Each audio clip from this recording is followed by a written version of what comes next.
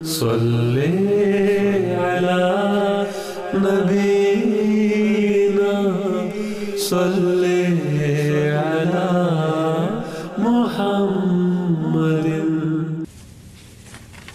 یہ حضرت عائشہ صدیقہ مراد نہیں ہے. عائشہ بن سعد رضی اللہ ایک اور خاتون ہیں. روایت کرتی ہیں کہ ان کے والد نے بتایا کہ میں مکہ میں سخت بیمار ہو گیا. تو ایک دفعہ وہ کہتے ہیں میں سخت بیمار ہو گیا. حضرت صلی اللہ علیہ وسلم میری عیادت کو تشریف لائے.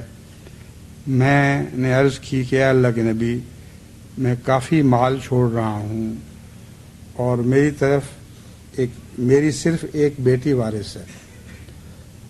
اب یہ جو بیٹیوں کی وراثت کا مسئلہ ہے اس پر بھی اہل فقہ اس حدیث پر غور کریں، کیونکہ ان کا عمومی فتویٰ اس حدیث کے فتویٰ کے بالکل خلاف جاتا ہے.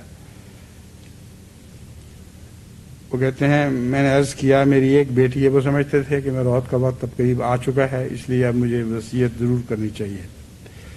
بس میں اپنے مال کے 2/3 حصہ کی وصیت کرتا ہوں اور 1/3 اس کے لیے چھوڑ دیتا ہوں. فرمایا نہیں. میں نے عرض کی پھر میں نصف کی وصیت کر دیتا ہوں اور نصف اس کے لیے چھوڑ دیتا ہوں. فرمایا نہیں. میں نے عرض کی پھر میں 1/3 کی وصیت کر دیتا ہوں اور 2/3 اس کے لیے چھوڑ دیتا ہوں.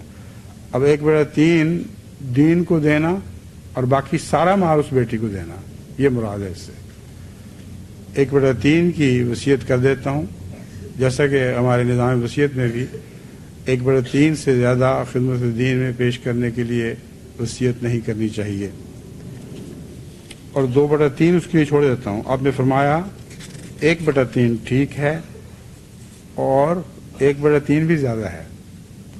اگر زیادہ اس کے لیے چھوڑ دو تو اور بھی بہتر ہے.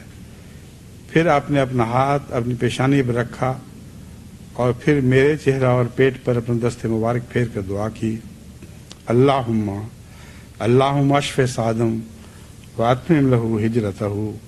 اے اللہ سعد کو صحت دے اور اس کی ہجرت کو پورا فرما. سعد رضی اللہ تعالیٰ عنہ کہتے ہیں کہ میں اب تک اپنے جگر میں آپ کے دست شفقت کی ٹھنڈک محسوس کرتا ہوں. جب اگر آپ وصیت کوئی ایسی لکھ لیں کہ آپ کا دل ہے کہ مرنے والے کا دل ہے کہ آدھی آپ کی پراپرٹی کسی کہیں اور جائے اور آدھی فیملی کو جائے، تو کیا ایسے ہو سکتا ہے؟ اور پھر اس آدھی میں سے وہ حصے شرعی طور پہ تمہیں وصیت کرنے کا جو حق ہے وہ 1/3 تک ہے. 1/3 آف دا پراپرٹی تم اپنی وصیت کر سکتے ہو، اس سے زیادہ نہیں. باقی 2/3 ان فیملی کی جو ہے وہ فیملی کی ہے. ٹھیک ہے، جزاک اللہ. جو ریئل ہیئرز ہیں ان کے پاس چلی جائے گی.